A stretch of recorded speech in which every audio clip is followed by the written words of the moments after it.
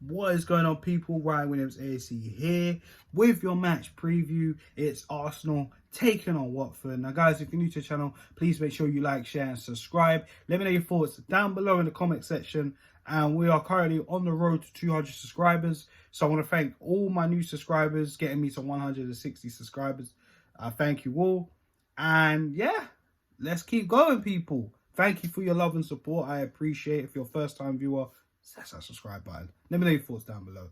So let's get into it. Arsenal, checked out my previous video, of course. Ramsdale, big performance there.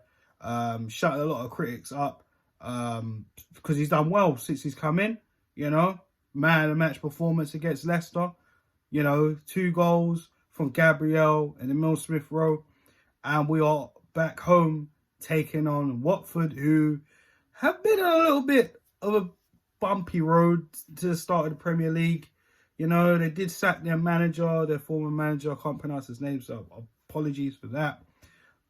They did sign Claudio Ranieri, of course. He did win the league with Leicester, former Chelsea manager as well.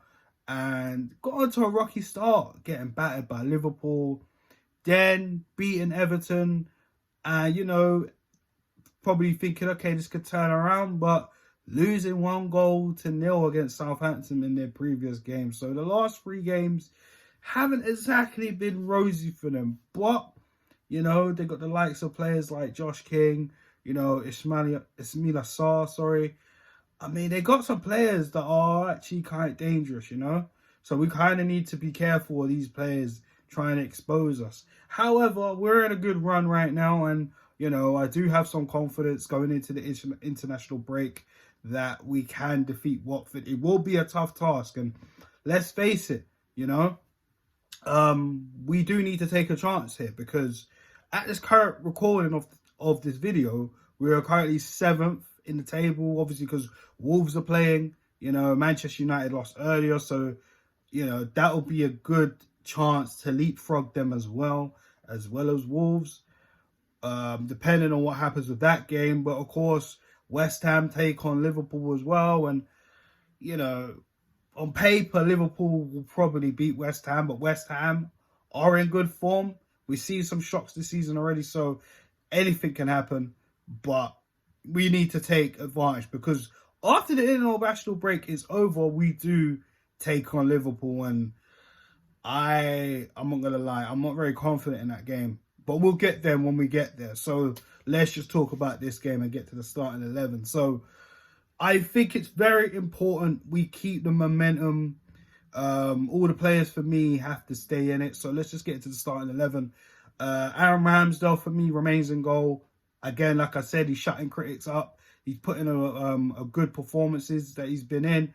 A worldie of a save against James Maddison's free kick, and of course another class save against Iheanacho as well. So I think he definitely remains his place. You know what? He's pretty much going to be the #1 choice going forward. I can't see Bert Leno getting into this team unless Aaron Ramsdale has a howler of a few games, or even him getting injured. So that's just my personal opinion. The back 4, I think it remains the same, Tomiyasu looked much better in that Leicester game. Shout out to him. Ben White, didn't get picked for the England squad, but you know what? More time for him to establish himself as the Arsenal centre-back, along with Gabriel, who I think has been very solid this season. And personally, there's been rumours about Kieran Tierney returning to training, but to be honest, I'll keep Nuno Tavares there. And I'm a big fan of Kieran Tierney, but to be honest with you, it does get worrying when he does get injured quite a bit, because we know his work rate is one thing, and he got a lot of passion, but I mean, his fitness levels do concern the hell out of me. And he's a good player as well, and he hasn't exactly been on the best of forms this season. We're going to be honest, guys, you know what I mean? So I think Tavares, for the performances he's done well in, he retains his place. I'm going to keep the midfield as it is, as Partey and Lokonga. I mean, I think they did a very good job in the Leicester game. Me already, I have my doubts about that. But if it's not broken, why try to fix it, as they always say. Bukayo Saka, Emile Smith-Rowe remain on the flanks. I think we don't touch that. We don't touch that. I think if I'm honest with you guys, that is working well. Bukayo Saka on the right. This is what I want to see going forward. I think personally Pepe's in trouble because Saka has got that right side on lock, if you ask me. Smith-Rowe, that left side. I mean, Smith-Rowe out of the team is going to be crazy. But him in the team, it can be crazy. You know, Smith-Rowe really coming into his own since joining, since coming into the first team, you know, getting the number 10 shirt. And, you know, he's really stepping up, you know what I mean? And this is what I like to see. And, you know, I made a comment on my previous video where I feel like with Emile Smith-Rowe, I feel like, you know, Unai Emery said this when he was Arsenal manager. He said that, you know, the question was posed to him. After Aaron Ramsey's gone, what are we going to do? And he came out and the club thought Joe Willock was going to be the one. And Joe Willock ain't here with us no more. He's at Newcastle. Now I'm looking at Smith-Rowe and I'm genuinely thinking he's the Aaron Ramsey answer. That's just my personal opinion. If you want to challenge me on that, hit me in the comment section, guys. I know he's still got more to do, Smith-Rowe, but I just think technically he's actually quite better than Aaron Ramsey. That's just my personal opinion. I did like Ramsey when I was Arsenal, but it was a bit frustrating with his injury record and a few inconsistencies. But at the end of the day, I think Smith-Rowe has got a really, really big ceiling, as well as Bukayo Saka. And, you know, I think these guys can hit their heights eventually. So good luck to them. Alexander Lacazette, I think he should stay where he is, just playing off just behind Pierre-Emerick Aubameyang. You know, we've said this too many times on this channel, how important Lacazette can be, especially with his hold-up play, you know, his work rate, how he allows, you know, the youngsters, especially Bukayo Saka and Smith-Rowe, to be able to run off him and get in those chances. And we got the way he sets up with Pierre-Emerick Aubameyang, who I'm going to get into now. You know, we always said this before. Sometimes, we look at it and think, we guys have got a good, strong relationship off the pitch, but we don't see it enough on the pitch. And you know what? We're starting to see that now. We're starting to see that now. And even Aubameyang, I've noticed a few changes in his game. He started to let off people like Smith-Rowe and Saka get on the end of runs, even though he is the type of player that thrives on getting in from behind. So for me, Aubameyang definitely stays up top with Lacazette just behind him. And that is my starting 11, guys. You know, I think if it's not broken, why try to fix it?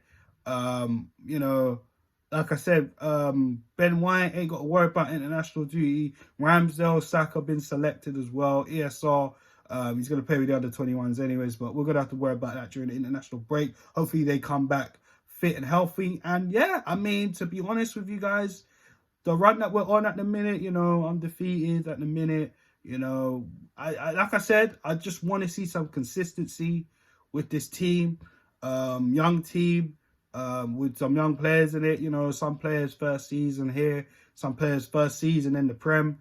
You know what I mean? And, you know, it's important for a lot of these players to really establish themselves into the first team. And some of these players on the bench, you know, like your Martinellis, your Nicolas Pepes, you know what I mean? There's a lot of players that fell out of favour with Mikel Arteta, and you know, some deservedly I feel we need to move on. But however, I think this is a game where, you know, we can continue our momentum. However, I did say players like Joshua King and Sarr, very, very dangerous. You know, there's a midfielder that they got, apologies, I forgot his name, but he's also quite a good player as well. So there's a few players in Watford that we kind of need to watch out for. But because of their run at the performance, I mean, they could be very dodgy. They are very dodgy, you know what I mean? Since Ranieri's come in, they've had 1 win and 2 losses. So for us, we got to make that loss a third for them. And I'm going for a 3. I think 3-1. I think I want to say it with chest, we keep another clean sheet. But I'm kind of worried we could get exposed by Sarr's pace.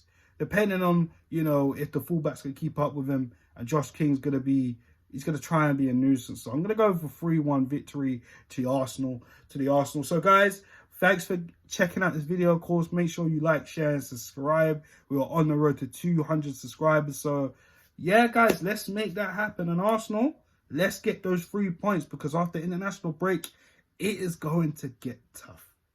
All right, guys, I'm out. Peace.